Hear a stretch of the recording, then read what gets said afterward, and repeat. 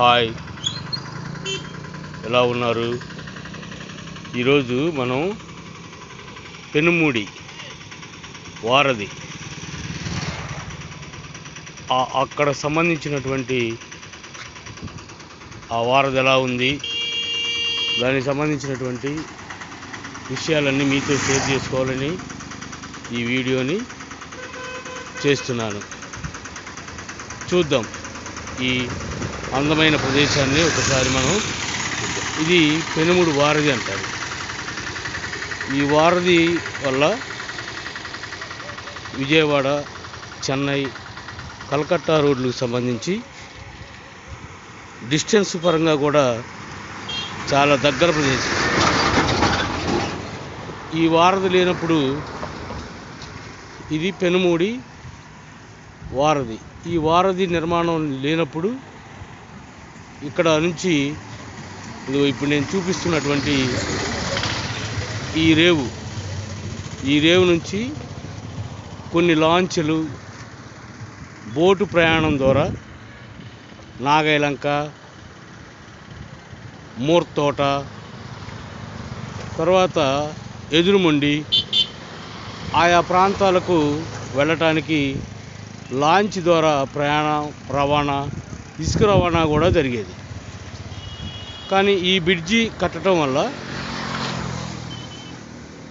చెన్నై, కలకత్తా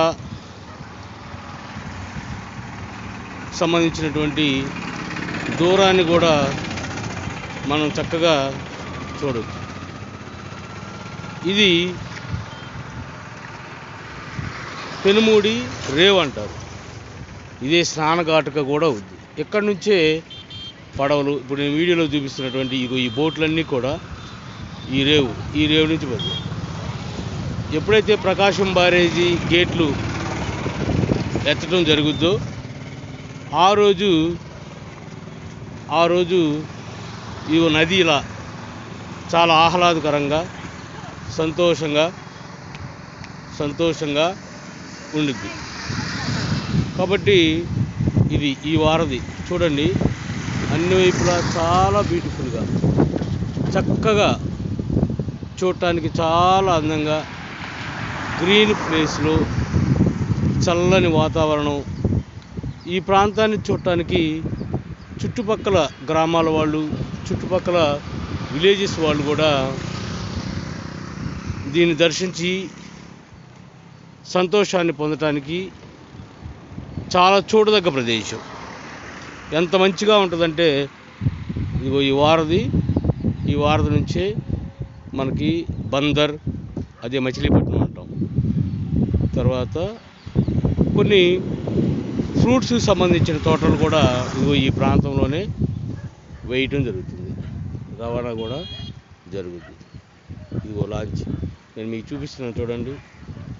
ఈ లాంచ్ నుంచే బాగా చక్కని వాతావరణం జరుగుతూ ఉంటుంది ఈ ప్రయాణం. ఇప్పుడు ఈ రేవు వదలటం జరిగింది. ఈ రేవు వదలటం వల్ల ఇదిగో ఇలాంటి వాతావరణాన్ని క్రియేట్ చేస్తుంది. చూడండి, ఇది మంచి అనుభూతి.